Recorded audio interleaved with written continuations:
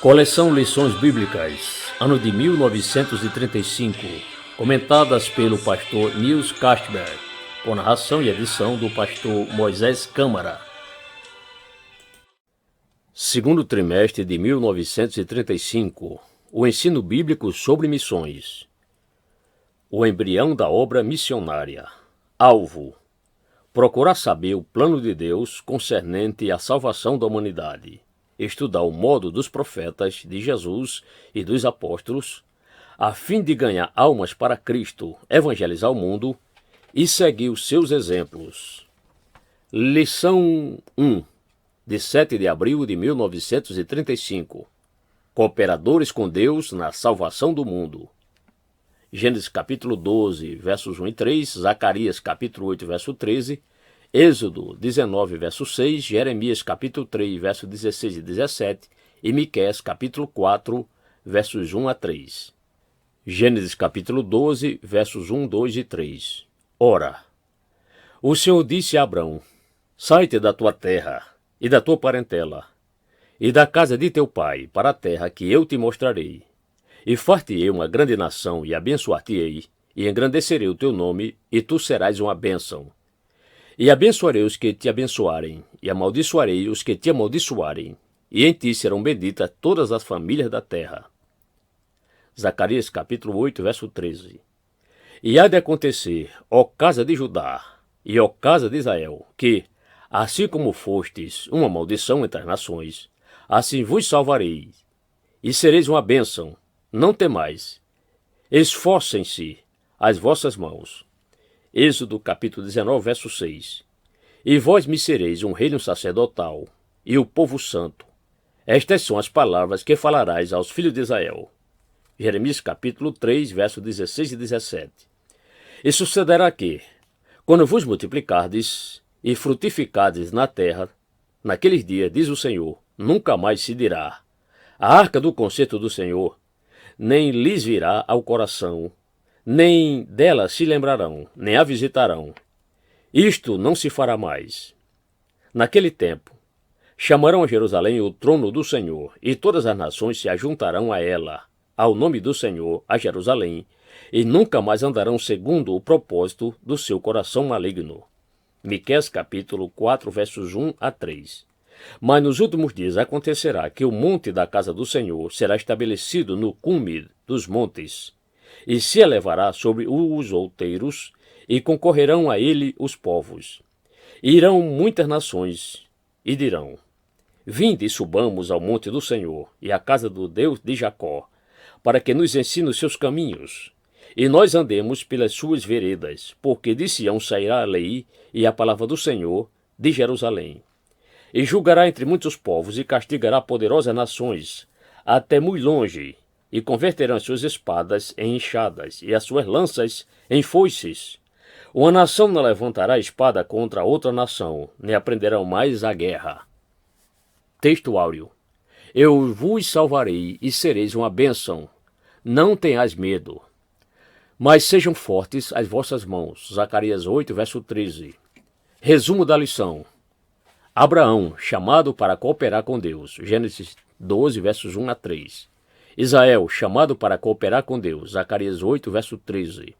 A cooperação pela vida santa. Êxodo 19, verso 6. A cooperação futura de Israel. Jeremias capítulo 3, verso 16 e 17. A missão de Israel durante o milênio. Miqueias 4, versos 1 a 3. Deus opera segundo um plano certo e fixo. E esse plano é salvar a humanidade. Para se alcançar este fim, o Senhor tem procurado e procura cooperadores obedientes e firmes, pois ele não entregou esta cooperação aos anjos, mas aos homens. Abraão era um destes cooperadores de Deus, era um homem obediente e firme na fé. Era um homem de altar, porquanto, onde amarrou a tenda, ali edificou o altar. Gênesis 12, verso 8. Da bênção que Deus prometeu a Abraão, gozamos ainda hoje. Deus usa cada um que se consagra a ele, mas o seu desejo é não somente usar um e outro, mas todo o povo. De Abraão saiu o povo de Israel, povo forte e invencível, enquanto cooperava com Deus. Quando, porém, esse povo se desviou, serviu para maldição entre as nações, mas quando seguiu a Deus, tornou-se uma grande bênção, pois Deus abençoou o esforço das suas mãos. Deus nos ajude para que não sirvamos para a maldição, mas para a bênção e salvação das nações. O povo de Israel tem tido uma missão especial a cumprir neste mundo. Dele saiu a lei, dele saiu Cristo segundo a carne. Eles tinham privilégios que outros povos não possuíam, mas tinham também maior responsabilidade. Deus exigiu santidade dos seus sacerdotes e cooperadores. Para cumprir a tarefa de Jeová, é ainda hoje necessário viver em santidade e consagração. Deus é santo e quer um povo santo e cooperadores santos. Sem a santificação, ninguém verá a Deus. Hebreus 12, verso 14. Quando o povo de Israel se tornou infiel ao Senhor, crucificando o seu filho, foi castigado, rejeitado por uns tempos e espalhado por toda a face da terra. E assim, ainda se acha hoje em parte. Deus separou a sua igreja, que durante quase 20 séculos tem sido a sua cooperadora. Pelas promessas, porém, que Deus tem dado a Israel, ele vai usá-lo de novo em tempo bem próximo. Estas profecias estão começando a cumprir-se. Os judeus estão voltando para a Palestina, a fim de edificar a casa de Davi. Atos 15, 16. O tempo da igreja como cooperadora de Deus está brevemente findando, e Deus vai, então, virar-se para o seu povo antigo para usá-lo durante o milênio. 7 homens dos gentios pegarão naquele tempo um judeu pelo seu manto, dizendo: nós queremos ir contigo, pois temos ouvido que Deus está convosco. Jerusalém servirá naquele tempo como base ou centro de operação de Jeová. Deus agora quer nos usar nestes últimos minutos que ainda nos restam desta dispensação para sermos com Ele cooperadores. Assim seja. Coleção Lições Bíblicas, ano de 1935, comentadas pelo pastor Nils Castberg, com narração e edição do pastor Moisés Câmara. Lição 2, de 14 de abril de 1935. Uma cidade penitente. Jonas capítulo 3, versos 1 a 10. E veio a palavra do Senhor, segunda vez a Jonas, dizendo: levanta-te, e vai à grande cidade de Nínive, e prega contra ela a pregação que eu te disse. E levantou-se Jonas e foi a Nínive, segundo a palavra do Senhor. Era, pois, Nínive uma grande cidade de 3 dias de caminho. E começou Jonas a entrar pela cidade, caminho de um dia, e pregava e dizia: ainda 40 dias, e Nínive será subvertida.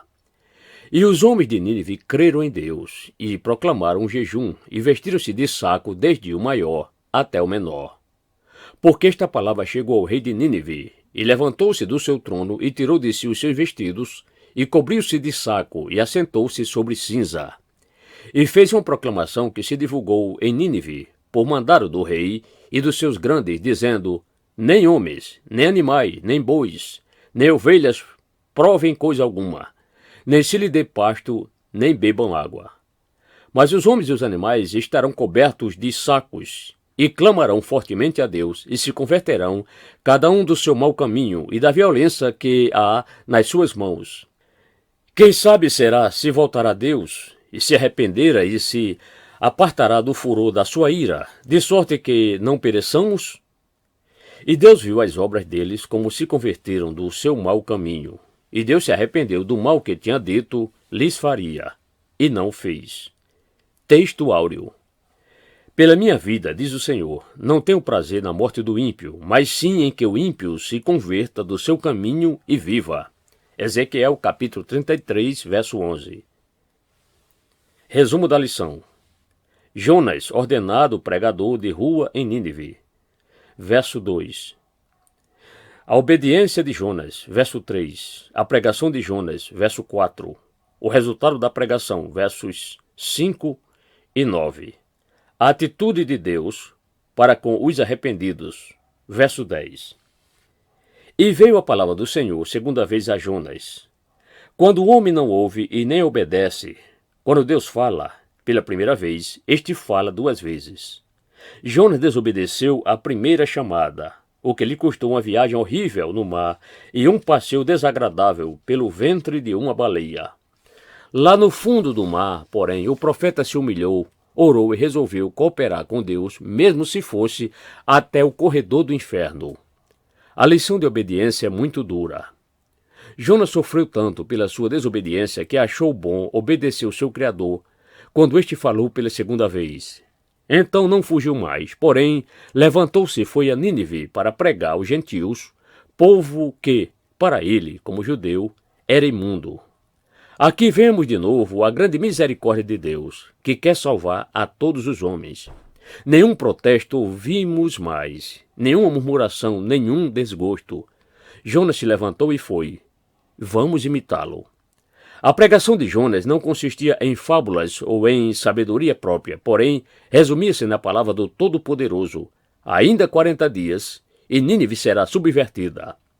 A cidade era corrupta, perdida, desmoralizada, mas Deus mandava-lhe a última mensagem. Deus não é uma bola de brinquedo, Ele é Deus. E terá a última palavra, a palavra poderosa e forte. Uma frase de Deus produz mais efeito do que 1000 pregações feitas sem Deus. Dá-nos, ó Senhor, a tua palavra. Ajuda-nos a usar essa espada. Oh, que efeito maravilhoso o daquela pregação! Os homens em Nínive creram em Deus, por isso jejuaram, prantearam e vestiram-se de saco. Tanto o rei como o vagabundo vestiram-se de saco, confessaram os seus pecados e esperaram a misericórdia de Deus. Que despertamento, que transformação! Os que corriam de uma diversão para outra estavam, agora, orando e pedindo a graça de Deus para a sua salvação. E enquanto eles se arrependiam dos seus pecados na terra, Deus no céu se arrependeu do que tinha resolvido fazer. É verdade o que Jesus disse: quem vem a mim, de maneira nenhuma o lançarei fora. Assim, aquela cidade foi salva, os homens foram libertos pela pregação de um servo obediente e pela misericórdia de Deus. Vamos obedecer a Deus, quando Ele fala pela primeira vez, para escaparmos da viagem de Tarsis e para que vejamos o fruto do nosso trabalho e da nossa vida. Amém. Coleção Lições Bíblicas, ano de 1935, comentadas pelo pastor Nils Castberg, com narração e edição do pastor Moisés Câmara. Lição 3, de 21 de abril de 1935. Jesus ressurgiu. Lição da Páscoa, Lucas capítulo 23, versos 55 e capítulo 24, verso 9. E também as mulheres que tinham saído com ele da Galiléia o seguiram, e viram o sepulcro, e como foi posto o seu corpo. E voltando do sepulcro, anunciaram todas essas coisas aos 11 e a todos os demais. Texto áureo. Por que buscais entre os mortos o que vive? Ele não está aqui, mas ressuscitou. Lucas capítulo 24, versos 5 e 6. Resumo da lição. Cristo morto e sepultado. Verso 55. Cristo vivo e ressuscitado. Verso 9. A morte e a ressurreição de Cristo são os dois principais pontos na doutrina cristã. Perdendo-se estas verdades, toda a salvação está perdida, pois sem a morte e a ressurreição de Jesus não há salvação, e a nossa missão seria também vã, sem estas verdades fundamentais, bases da nossa fé. Nós não cremos, segundo os modernistas, que Cristo morreu apenas como um mártir ou como um grande idealista. Não. Queremos conservar a fé de Paulo, que disse: Cristo morreu por nossos pecados segundo as Escrituras. 1 Coríntios 15, verso 3. Ele tomou sobre si as nossas transgressões e os nossos pecados e morreu em nosso lugar, sofrendo o que éramos dignos de sofrer. E foi sepultado, de sorte que a sua morte não foi uma fantasia, mas uma grande realidade. Aleluia! A ressurreição de Cristo é a coroa da sua morte ou da sua obra expiatória feita por nós na cruz. A morte não o podia segurar no sepulcro. A grande pedra na boca do túmulo não impedia a sua marcha para fora. Os guardas, bem armados, também não tinham capacidade suficiente para o segurar logo após a ressurreição. Não, Cristo venceu a tentação, o pecado, o diabo, a morte e trouxe à luz a vida e a incorrupção pelo Evangelho. 2 Timóteo 1, verso 10. Paulo disse: se Cristo não ressuscitou, é vã a vossa fé.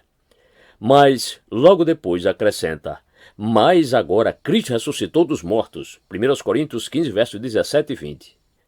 As mulheres procuraram um Cristo morto e acharam o Mestre vivo. Então foram anunciar esta gloriosa verdade aos discípulos, continuando a pregá-la por todo o mundo. Façamos o mesmo. Coleção Lições Bíblicas, ano de 1935, comentadas pelo pastor Nils Castberg, com narração e edição do pastor Moisés Câmara. Lição número 4, de 28 de abril de 1935. O exemplo de Jesus evangelizando a judeus e a gentios. Mateus capítulo 4, verso 17 e verso 23 a 25, capítulo 8, versos 5 a 11 e verso 13. Desde então, começou Jesus a pregar e a dizer: arrependei-vos, porque é chegado o reino dos céus. E percorria Jesus toda a Galiléia, ensinando nas suas sinagogas e pregando o evangelho do reino e curando todas as enfermidades e moléstias entre o povo. E a sua fama correu por toda a Síria, e traziam-lhe todos os que padeciam, acometidos de várias enfermidades e tormentos, os endemoniados, os lunáticos e os paralíticos, e ele os curava. E seguiu grande multidão de gente da Galiléia, de Decápolis, de Jerusalém, da Judéia e da além do Jordão. E entrando Jesus em Cafarnaum, chegou junto dele um centurião, rogando-lhe, e dizendo: Senhor, o meu criado jaz em casa, paralítico, e violentamente atormentado. E Jesus lhe disse: eu irei, e lhe darei saúde. E o centurião respondendo disse: Senhor, não sou digno de que entres debaixo do meu telhado, mas dize somente uma palavra, e o meu criado sarará. Pois também eu sou homem sujeito ao poder, e tenho soldados às minhas ordens, e digo a este: vai, e ele vai, e a outro: vem, e ele vem, e ao meu criado: fazer isto, e ele o faz. E maravilhou-se Jesus ouvindo isto, e disse aos que o seguiam: em verdade vos digo que nem em Israel encontrei tanta fé. Mas eu vos digo que muitos virão do Oriente e do Ocidente e assentar-se-ão à mesa com Abraão, Isaque e Jacó no reino dos céus. Então disse Jesus ao centurião: vai e, como creste, te seja feito. E naquela mesma hora o seu criado sarou. Texto áureo. Arrependei-vos, porque está próximo o reino dos céus. Mateus 4, 17. Resumo da lição. A pregação de Jesus, verso 17. O poder de Jesus, versos 23 a 25. A petição de um gentio, versos 5 a 9. Jesus responde à sua oração, versículos 10 a 13. A mensagem libertadora de Jesus era a mesma que pregaram os heróis da fé durante o velho pacto. João Batista veio e pregou no deserto o seguinte: arrependei-vos, porque é chegado o reino dos céus. Mateus capítulo 3, verso 2. Jesus não veio com novidade, mas pregava o mesmo.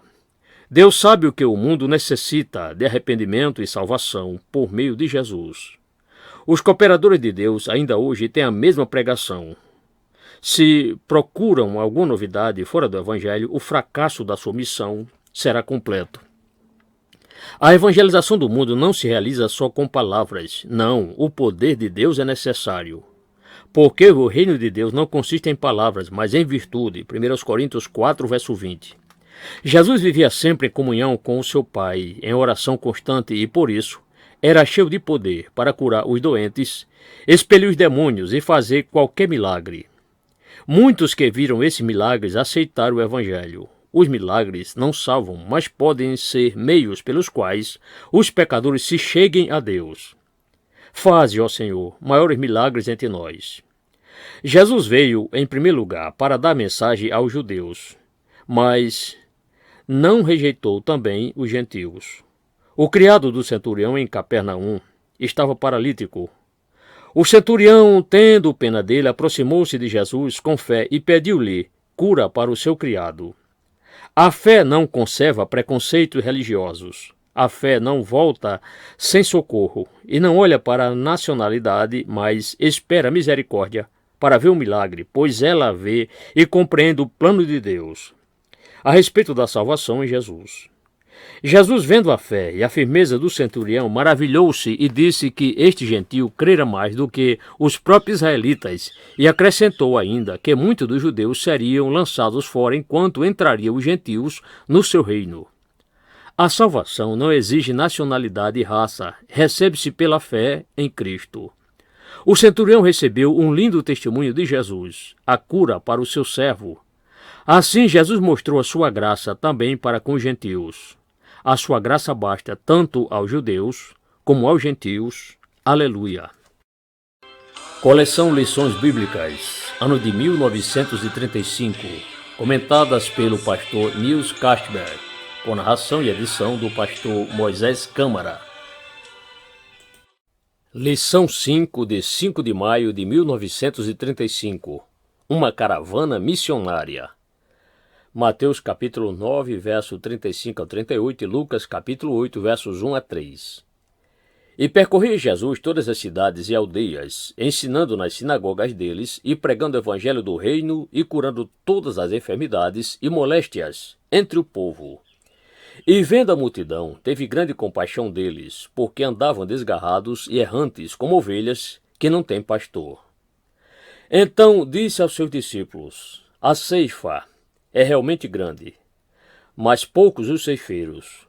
Rogai, pois, ao Senhor da seara que mande ceifeiros para a sua ceifa. Lucas capítulo 8, verso 1. E aconteceu depois disto, que andava de cidade em cidade e de aldeia em aldeia, pregando e anunciando o evangelho do reino de Deus. E os 12 andavam com ele. E também algumas mulheres que haviam sido curadas de espíritos malignos e de enfermidades. Maria, chamada Madalena, da qual saíram 7 demônios, e Joana, mulher de Cusa, procurador de Herodes, e Susana, e muitas outras que o serviam com suas fazendas. Texto áureo. Jesus percorria todas as cidades e aldeias, ensinando nas sinagogas e pregando o evangelho do reino. Mateus 9, 35. Resumo da lição. Jesus, o verdadeiro missionário. Verso 35. Jesus, o conhecedor da necessidade do povo. Verso 36. Jesus necessitava de cooperadores. Versos 37 e 38. Jesus e os 12 continuam a evangelização. Verso 1. O poder transformador do evangelho. Verso 23. Jesus é o maior dos missionários que tem pisado o solo terrestre.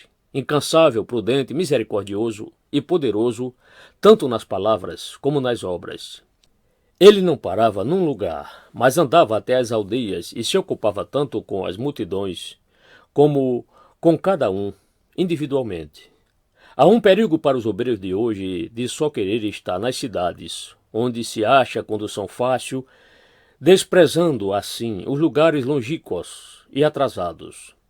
Deus nos dê a mente de Cristo para nos estendermos até as aldeias. O grande missionário Jesus Cristo era o conhecedor profundo dos corações dos ouvintes e sabia suas necessidades. Ele, vendo a multidão, compadeceu-se da mesma. Jesus andava com os olhos abertos e via as ovelhas abandonadas e famintas, mas não só isto. Ele teve compaixão de todas. Muitos veem a necessidade da humanidade, mas nada fazem para dar-lhes o pão da vida. Jesus, porém, é o bom samaritano que vê, para e toma conta dos feridos pelos salteadores, nas curvas dos caminhos desta vida. Jesus, vendo a seara embranquecida, pronta para a ceifa, sentiu também a grande necessidade de missionários e obreiros. Por isso, ele ensinou aos discípulos uma oração: rogai, pois, ao Senhor da seara que mande ceifeiros para a sua seara. Não houve nem a falta de sacerdotes, de pastores sem coração, sem compaixão, sem atividade, sem espiritualidade. O que falta são obreiros verdadeiros, que não trabalham só pelo salário, mas para ganhar almas para Cristo. O inverno, a grande aflição espiritual, está às portas. Vamos então salvar a ceifa. Jesus também não era daquela qualidade de obreiros que são ativos durante algum tempo, mas depois largam o arado. Ele foi firme no trabalho até o último suspiro no Calvário. Ele também cuidava dos seus discípulos, instruindo-os para que pudessem ser os seus sucessores. Jesus tinha uma visão larga e, por isso, pensou no futuro e quis levantar obreiros fortes para a evangelização do mundo. Quando Jesus estava evangelizando o povo, ele o fez tanto por palavras como por obras. O poder de Deus o seguia por onde andava e, por isso, os doentes foram curados e os endemoniados libertos. Compreendemos a alegria de Maria, que foi liberta de 7 demônios. Até a esposa de Cusa, procurador de Herodes, foi convertida e salva, e muitas outras mulheres ainda. A mulher foi a primeira a ser enganada pela serpente, mas parece que, muitas vezes, ela é também a primeira a buscar e anunciar a salvação em Jesus Cristo. Coleção Lições Bíblicas, ano de 1935, comentadas pelo pastor Nils Castberg, com narração e edição do pastor Moisés Câmara. Lição 6, de 12 de maio de 1935. Cooperadores da obra missionária. Marcos capítulo 3, versos 13 a 15, Lucas capítulo 10, versos 1 a 9 e verso 16. E saiu ao monte e chamou para si os que ele quis, e vieram a ele. E ordenou os 12 para que estivesse com ele, e para que os mandasse a pregar, e para que tivesse o poder de curar as enfermidades e expulsar os demônios. E depois disto, designou o Senhor ainda outros 70, e mandou-os adiante da sua face de 2 em 2, a todas as cidades e lugares onde ele havia de ir. E dizia-lhes: Grande é, em verdade, a seara, mas os obreiros são poucos. Rogai, pois, ao Senhor da seara que envie obreiros para a sua seara. Ide, eis que vos mando como cordeiros para o meio de lobos. Não leveis bolsa, nem alforje, nem alparcas, e a ninguém saudeis pelo caminho. E em qualquer casa, aonde entrardes, dizei, primeiro, paz seja nesta casa. E se ali houver algum filho de paz, repousará sobre ele a vossa paz, e se não, voltará para vós. E ficar na mesma casa, comendo e bebendo do que eles tiverem, pois digno é o obreiro do seu salário. Não andeis de casa em casa. E em qualquer cidade em que entrardes, e vos receberem, comei do que vos puserem diante. E curai os enfermos que nela houver, e dizei-lhes, é chegado a vós o reino de Deus. Quem vos ouve a vós, a mim me ouve. E quem vos rejeita a vós, a mim me rejeita. E que a mim me rejeita, rejeita aquele que me enviou. Textuário. A seara, na verdade, é grande, mas os trabalhadores são poucos. Rogai, pois, ao Senhor da seara que envie trabalhadores para a sua seara. Lucas 10, verso 2. Resumo da lição. Jesus a sós com os discípulos, verso 13. Jesus escolhe os 12 apóstolos, verso 14 e 15. Jesus manda mais 70 cooperadores, verso 1. Jesus instrui os evangelistas, versos 2 a 9. Jesus fala por meio dos cooperadores, verso 16. Há um colégio superior para os missionários, evangelistas, pastores e todos os cooperadores de Deus. Esse colégio é estar sós com Jesus em oração. Ninguém se tornará um obreiro útil sem estudar e se formar nesse seminário. A pregação que sai da cabeça vai à cabeça dos ouvintes, mas a pregação que sai do coração penetra no coração. Jesus subiu uma vez após outra aos montes, orando com seus discípulos e dando-lhes uma boa lição. Todos os obreiros que têm sido usados na obra do Senhor têm compreendido este mistério que consiste de estar com o Senhor à parte, recebendo dele a instrução.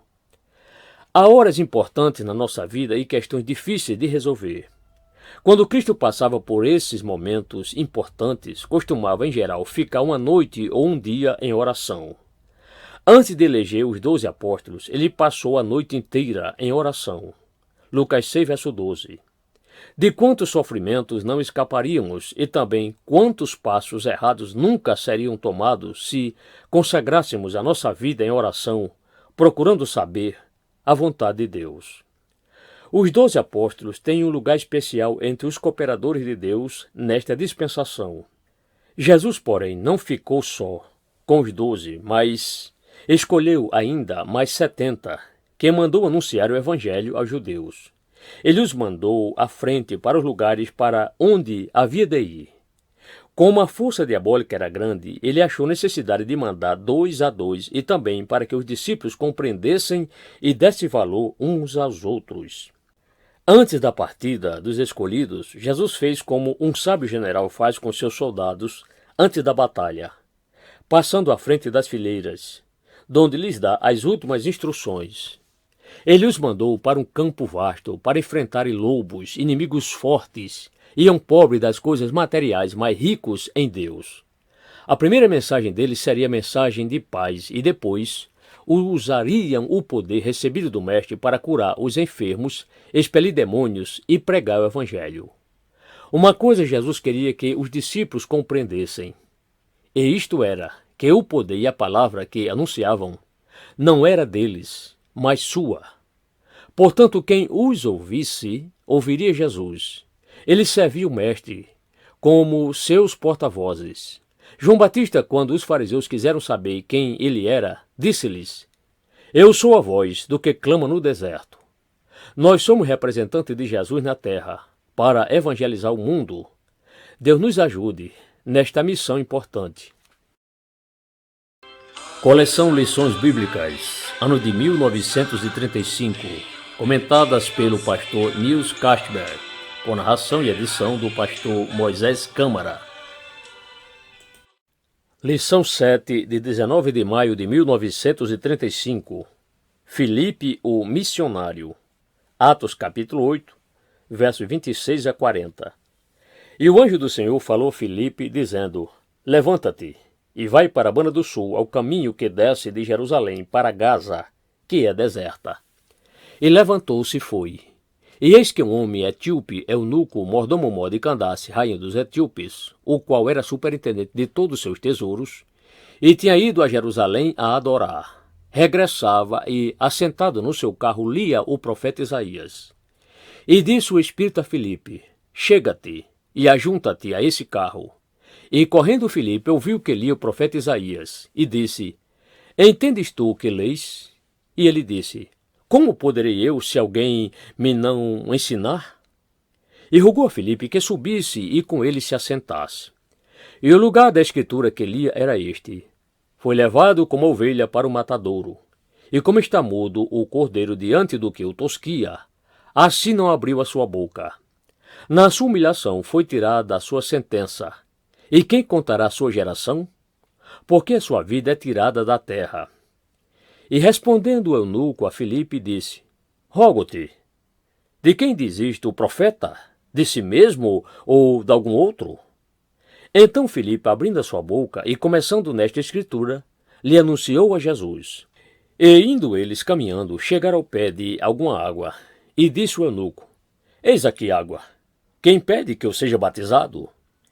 E disse Filipe: É lícito se crer de todo o coração. E respondendo ele, disse: Creio que Jesus Cristo é o Filho de Deus. E mandou parar o carro. E desceram ambos à água, tanto Filipe como o eunuco, e o batizou.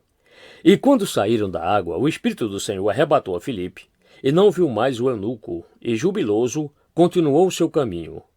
Porém Filipe achou-se em Azoto, e indo, passando, anunciou o evangelho em todas as cidades, até que chegou a Cesareia. Texto áureo. Filipe anunciou-lhe a Jesus. Atos 8:36. Resumo da lição. Uma ordem celestial ao evangelista Filipe, verso 26. A obediência de Filipe, verso 27. O encontro com o eunuco faminto da salvação, versos 27 a 35. Filipe pregando a salvação, verso 35. Salvação, batismo e alegria do eunuco, verso 36 a 39. As ordens de Jeová são, muitas vezes, a princípio, incompreensíveis. Filipe estava no meio de um despertamento maravilhoso em Samaria, e não era fácil para ele deixar aquele lugar. Agora, entretanto, vinha-lhe a ordem de Deus para deixar Samaria e ir ao deserto, para um caminho deserto. Incompreensível. Mas quando Deus ordena e nos mostra um caminho, faremos bem em obedecer, pois Ele tem, certamente, um serviço para nós, até no caminho deserto. Necessita-se de humildade para ir de um grande lugar e de um trabalho forte para um lugar deserto e um serviço minúsculo. Filipe, porém, era salvo, crente de fato, e por isso nenhuma murmuração ouvimos de sua parte, nem tampouco demora. Logo que teve a visita do anjo, ele se levantou e foi deixando para nós um bom exemplo. Quantas almas não serão perdidas por causa da desobediência dos crentes? É necessário tomarmos passos firmes com Deus, a fim de não corrermos na sua frente, impedindo a sua marcha, e nem tampouco ficarmos para trás. Quando esse servo de Deus chegou ao deserto, enxergou de longe um carro muito lindo. Um gentil, homem rico, preparado, superintendente, vinha caminhando de Jerusalém após a cerimônia religiosa. Caminhava, porém, sem Deus, sem salvação, mas almejando pela redenção. Ele estava lendo a palavra de Deus para, por meio dela, achar consolação. Na Samaria, Deus falou a Filipe por meio de um anjo no deserto. Ele falou pelo Espírito Santo. Bem-aventurado o crente que ouve e conhece a voz de Jesus, e em qual forma ainda fala. O Espírito ordenou a Filipe para se aproximar do carro. Então o eunuco convidou-o a subir. Tudo está bem preparado no caminho da obediência. Filipe buscou e achou uma boa entrada para guiar este homem a Deus. Algum homem de Deus tem dito que aquele pregador que não pode pregar para 4 pessoas, não pode pregar para 4.000. Filipe sabia falar às multidões em Samaria, mas sabia também falar a um único homem no deserto. E ele não só sabia falar, mas ainda sabia dar-lhe o que necessitava: Jesus. Aquilo de que os nossos ouvintes precisam é Jesus, pois só este pode satisfazer a alma nesta vida e para toda a eternidade. Filipe não falou só da conversão e do novo nascimento, mas mostrou a salvação inteira. Todas as verdades, pois, quando chegaram à água, o eunuco já sabia que era necessário ser batizado. O eunuco foi salvo, batizado e continuou a viagem, jubiloso. Nesta passagem vemos o amor de Deus para com cada indivíduo e a direção com os seus servos. Quanto ao que sabemos, foi este homem o primeiro da África, depois da primeira vinda de Cristo, que recebeu a salvação e levou a mensagem para aquela parte do mundo. Deus ama todos os povos e quer que o mundo inteiro seja evangelizado. Entretanto, ele precisa de almas obedientes, como Filipe, para levarem a mensagem. Coleção Lições Bíblicas, ano de 1935, comentadas pelo pastor Nils Castberg, com narração e edição do pastor Moisés Câmara. Lição 8, de 26 de maio de 1935. Um grupo de crentes em trabalho missionário. Atos capítulo 8, verso 1, versos 4 a 8, versos 14 a 17 e capítulo 11, versos 19 a 24. E também Paulo consentiu na morte dele, e fez-se, naquele dia, uma grande perseguição contra a igreja que estava em Jerusalém. E todos foram dispersos pelas terras da Judéia e da Samaria, exceto os apóstolos. Mas os que andavam dispersos iam por toda parte anunciando a palavra. E descendo Filipe à cidade de Samaria, lhes pregava a Cristo. E as multidões estavam atentas, unanimemente, às coisas que Filipe dizia, porquanto ouviam e viam os sinais que ele fazia. Pois os espíritos imundos saíam de muitos que os tinham, clamando em alta voz, e muitos paralíticos e coxos eram curados. Os apóstolos, pois, que estavam em Jerusalém, ouvindo que Samaria recebera a palavra de Deus, enviaram para lá Pedro e João, os quais, tendo descido, oraram por eles, para que recebessem o Espírito Santo. Porque sob nenhum deles tinha ainda descido, mas somente eram batizados em nome do Senhor Jesus. Então lhes impuseram as mãos e receberam o Espírito Santo. E os que foram dispersos por causa da perseguição que sucedeu, por via de Estevão, caminharam até a Fenícia, Chipre e Antioquia, não anunciando a ninguém a palavra, senão só aos judeus. E havia entre eles alguns varões chíprios e cirenenses, os quais, entrando em Antioquia, falaram aos gregos, anunciando o Senhor Jesus. E a mão do Senhor era com eles, e grande número creu e se converteu ao Senhor. E chegou a fama dista aos ouvidos da igreja que estava em Jerusalém, e enviaram Barnabé para ir a Antioquia, o qual, quando chegou e viu a graça de Deus, se alegrou e exortou a todos a que permanecessem no Senhor com propósito do coração, porque era homem de bem e cheio do Espírito Santo e de fé. E muita gente se uniu ao Senhor. Texto áureo. Durante o ano inteiro reuniram-se com a igreja e instruíram muita gente. E em Antioquia os discípulos pela primeira vez foram chamados cristãos. Atos 11, verso 26. Resumo da lição. A perseguição contra a igreja, verso 1. Os perseguidos anunciam o evangelho, versos 4 a 8.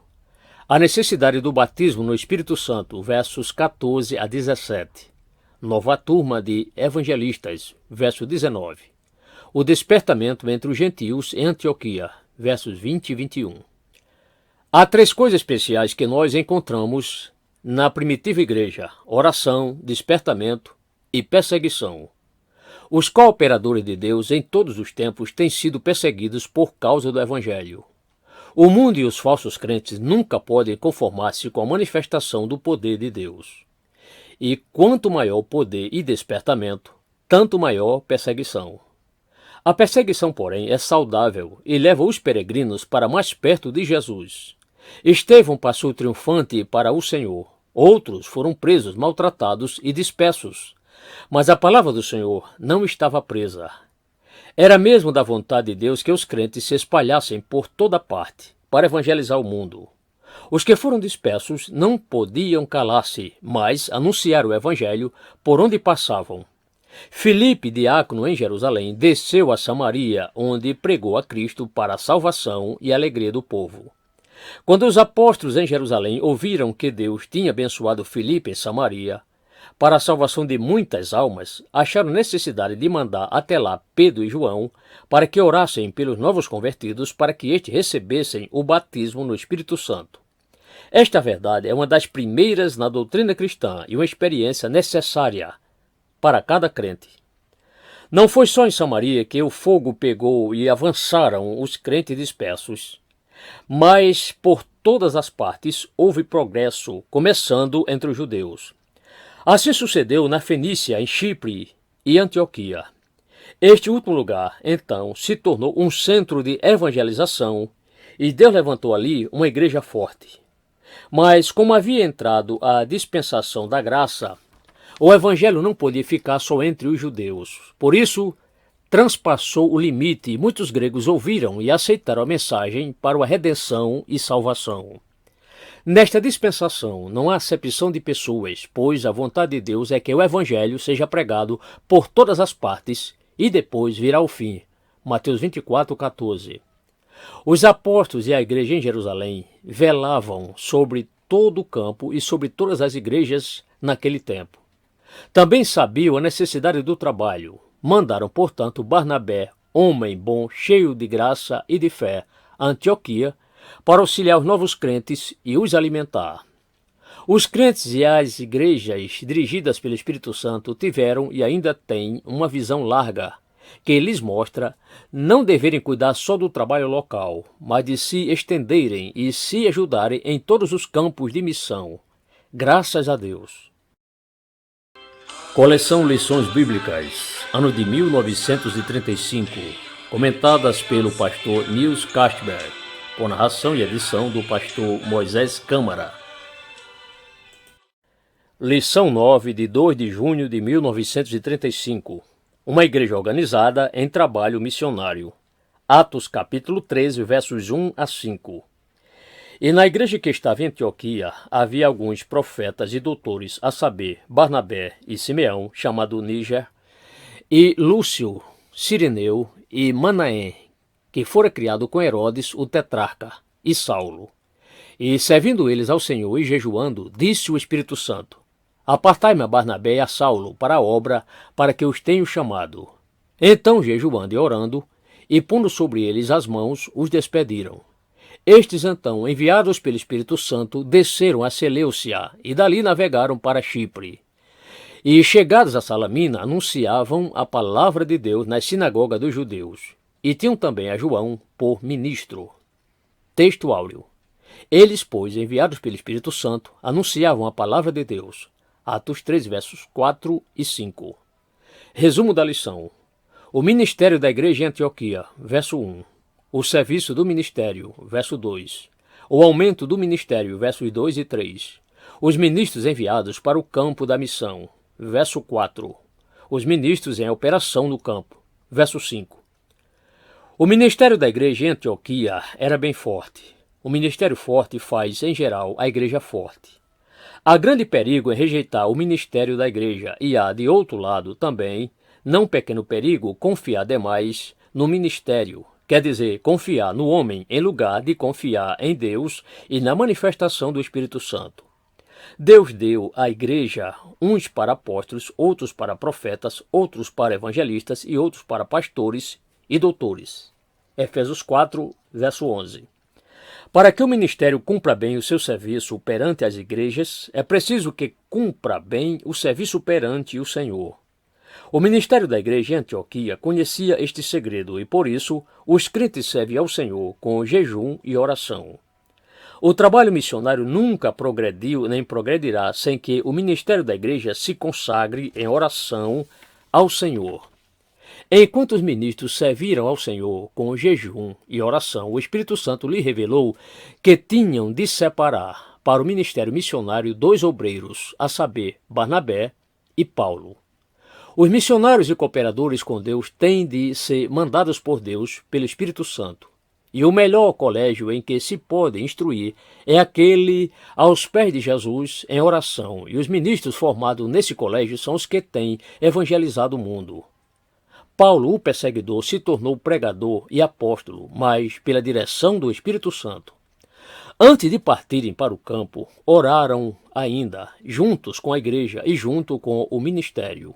E ainda foram postas sobre eles as mãos dos presbíteros, representantes da igreja, e por meio deste ato a igreja foi ligada com eles, no serviço do campo além, e eles ligados com a igreja. O missionário precisa da igreja e a igreja precisa do missionário para bem cumprir a sua missão no mundo. Quando a igreja em Antioquia mandou estes 2 servos pela direção divina, não podia imaginar ou esperar o progresso extraordinário que se levantaria por meio destes servos. O trabalho não é vão no Senhor. 1 Coríntios 15, 58. Corajosos partiram de Antioquia os apóstolos Barnabé e Paulo, levando no seu peito a vocação do Senhor e a bênção da igreja que os acompanharam na viagem. Eles visitaram os lugares onde os dispersos tinham passado, cidades essas de que lemos em Atos capítulo 11, verso 19. Eles também começaram a pregar aos judeus, mas, rejeitando o evangelho, viraram-se mais tarde para os gentios. E assim a palavra de Deus tem continuado a sua marcha até nós. Bendito seja Deus. Coleção Lições Bíblicas, ano de 1935, comentadas pelo pastor Nils Castberg, com narração e edição do pastor Moisés Câmara. Lição 10, de 9 de junho de 1935. Um novo campo missionário. Atos capítulo 16, versos 6 a 15. E passando pela Frígia e pela província da Galácia, foram impedidos pelo Espírito Santo de anunciar a palavra na Ásia. E quando chegaram a Mísia, intentavam ir para Bitínia, porém o Espírito não lhe permitiu. E passando por Mísia, desceram a Troas. E Paulo viu de noite uma visão em que se apresentou um varão da Macedônia e lhe rogou, dizendo: passa a Macedônia e ajuda-nos. E logo que viu a visão, procuramos partir para a Macedônia, concluindo que o Senhor nos chamava para lhes anunciarmos o Evangelho. E navegando de Troas, fomos correndo o caminho direito para Samotrácia e no dia seguinte para Nápoles. E daí para Filipos, que é a primeira cidade desta parte da Macedônia. E é uma colônia, e estivemos alguns dias naquela cidade. E no dia de sábado saímos fora da cidade para o rio, onde se costumava fazer oração. E assentando-nos, falávamos às mulheres que ali se ajuntaram. E uma certa mulher chamada Lídia, vendedora de púrpura da cidade de Tiatira, a qual servia a Deus, nos ouvia, e o Senhor lhe abriu o coração para que estivesse atenta ao que Paulo dizia. E depois que foi batizada, ela e a sua casa nos rogou, dizendo: se haveis julgado que eu seja fiel ao Senhor, entrai em minha casa e ficai ali. E nos constrangeu. Texto áureo. Passa a Macedônia e ajuda-nos. Atos 16, verso 9. Resumo da lição. Os missionários proibidos de entrar na Ásia, versos 6 e 8. Paulo recebeu uma visão e direção, verso 9. Os missionários seguem a Europa, versos 10 a 12. A conversão de Lídia e da sua casa, versos 13 a 15. Na segunda viagem missionária de Paulo e seus companheiros, houve uma interrupção. Eles queriam entrar na Bitínia, mas o Espírito Santo os proibiu. Procuraram então entrar na Mísia, mas com o mesmo resultado. Bem-aventurado o missionário, evangelista, pastor ou a igreja que ouve a voz de Deus pelo Espírito Santo, ou que o ouve quando ele quer falar por outro meio. E ainda melhor é obedecer quando o Senhor manda ir ou manda parar e virar para outro caminho, para outro campo. Paulo e Silas estavam agora cercados de impedimentos, mas uma noite raiou a luz para Paulo, que teve uma visão. Viu um homem chamando-o para passar até a Macedônia e ajudá-los com a evangelização. Agora, o grande apóstolo Paulo compreendia que Deus estava abrindo um novo campo para o evangelho e, portanto, não demorou em achar condução para a Europa. E segundo o que sabemos, foram Paulo e Silas os primeiros a pregarem a palavra do Senhor nessa parte do mundo. Chegaram sem novidade a Filipos, primeira cidade na Europa que ouviu a mensagem salvadora por meio de Paulo. Esse servo de Jeová, porém, não começou a anunciar a palavra nas sinagogas ou nas praças. Não, foi procurar um lugar de oração fora da cidade. Aqui temos uma lição a aprender, e essa é que o trabalho em geral começa nos lugares ocultos, pequenos e de extrema humildade.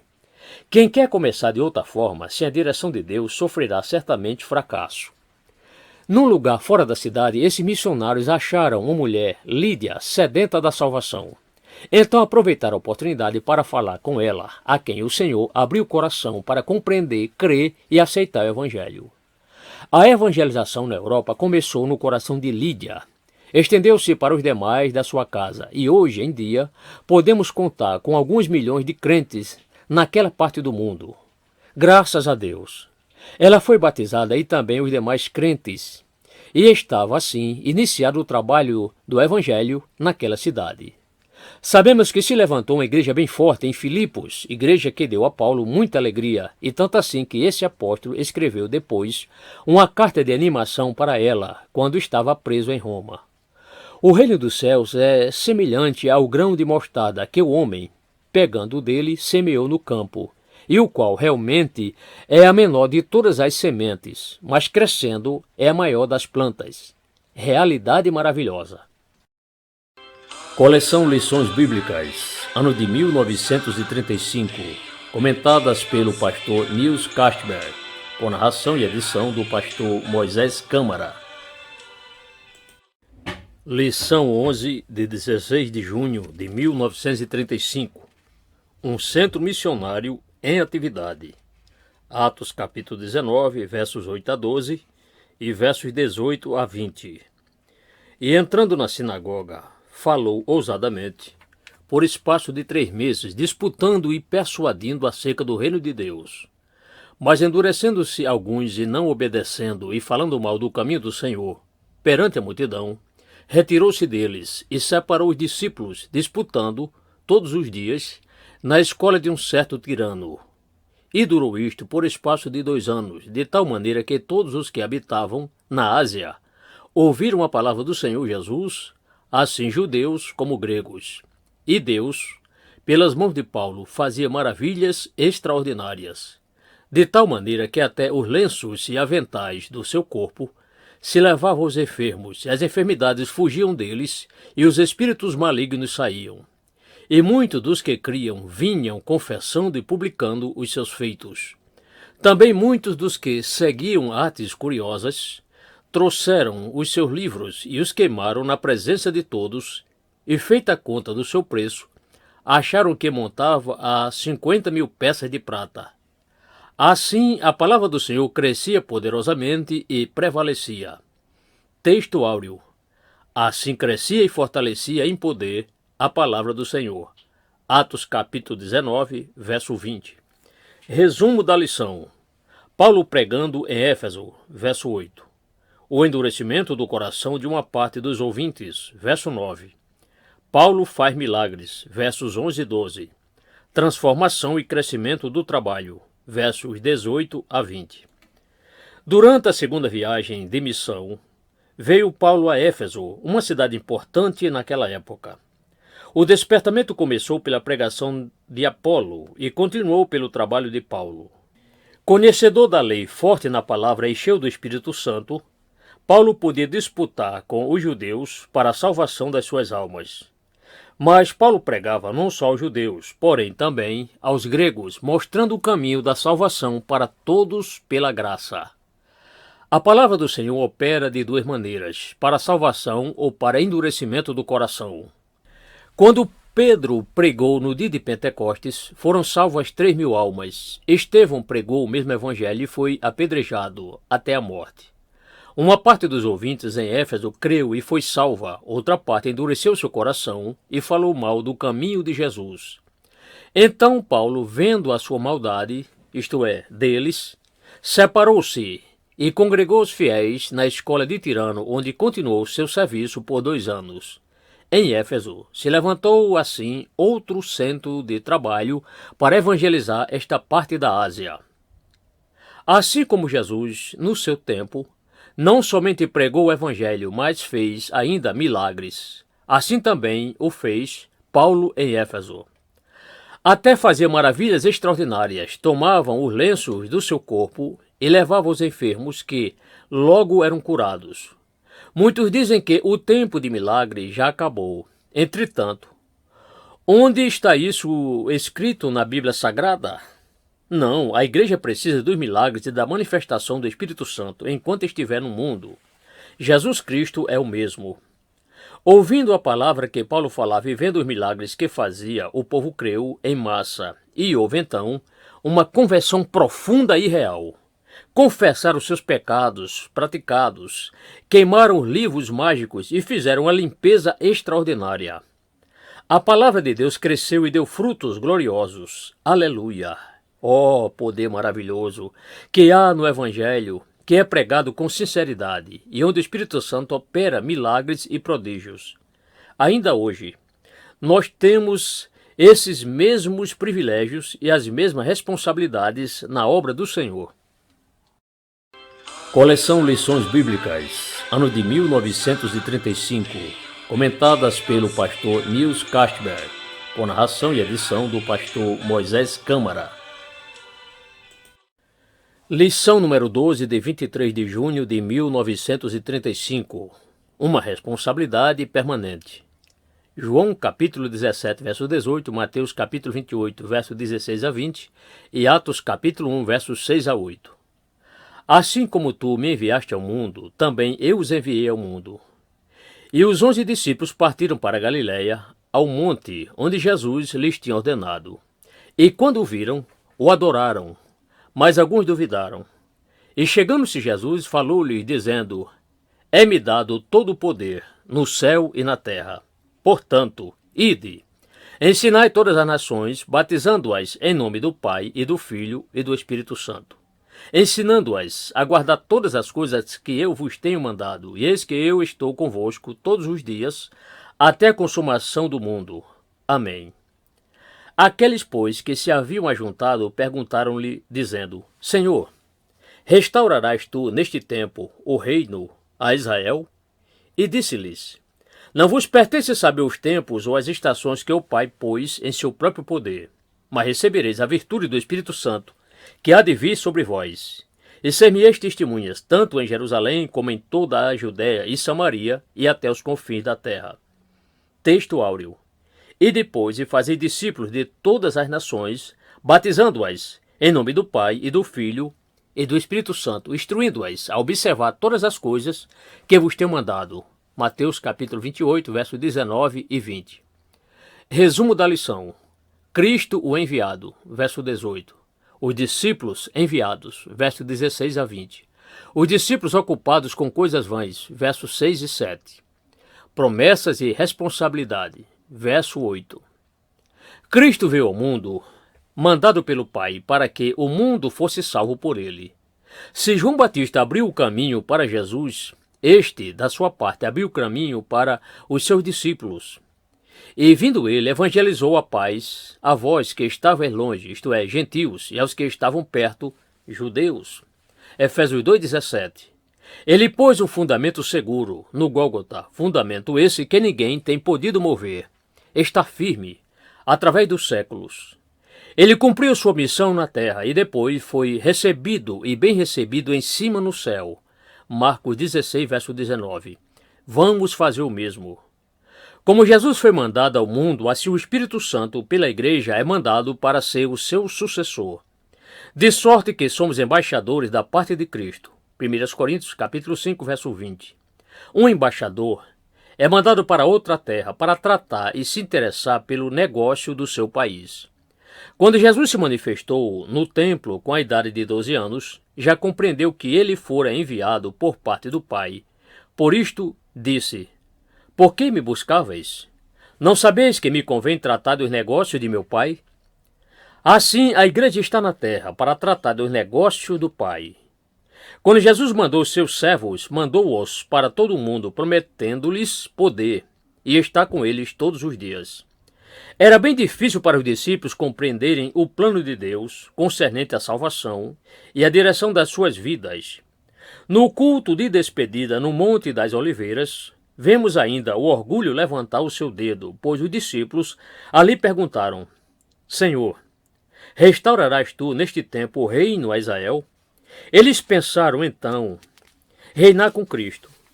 Jesus, porém, virou logo os seus pensamentos errados para a coisa mais necessária, a evangelização da humanidade. Como Jesus sabia que os seus discípulos eram fraquinhos, deu-lhes uma boa receita antes de partir para o Pai. Mas recebereis a virtude do Espírito Santo.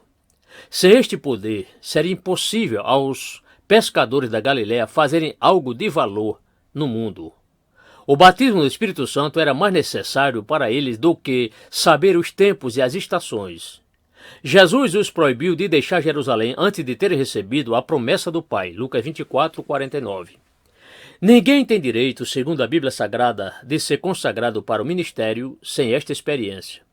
E esta experiência é necessária para todos os crentes, para poderem cumprir os mandamentos de Jesus e evangelizar o mundo.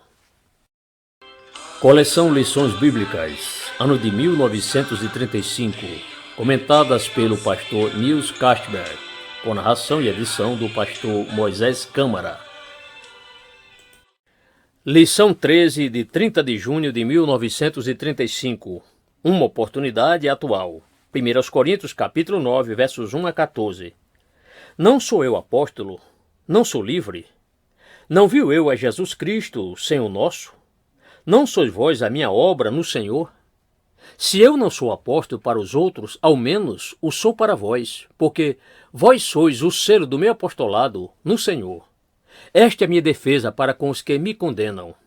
Não temos nós poder de comer e de beber? Não temos nós poder de levar conosco uma mulher, irmã, como também os demais apóstolos e os irmãos do Senhor e Cefas? Ou só eu e Barnabé não temos poder de não trabalhar? Quem jamais milita à sua própria custa? Quem planta vinho e não come do seu fruto? Ou quem apacenta o gado e não come do leite do gado? Digo eu isto, segundo os homens? Ou não diz a lei também o mesmo? Porque na lei de Moisés está escrito: não atarás a boca ao boi que trilha. Porventura tem Deus cuidado dos bois? Ou não diz certamente por nós? Certamente que por nós está escrito: porque o que lavra deve lavrar com esperança, e o que trilha deve trilhar com a esperança de ser participante. Se nós vos semeamos as coisas espirituais, será que de vós recolhamos as carnais? Se outros participam deste poder sobre vós, Porque não mais justamente nós, mas nós não usamos deste poder, antes suportamos tudo, para não pormos impedimento algum ao Evangelho de Cristo.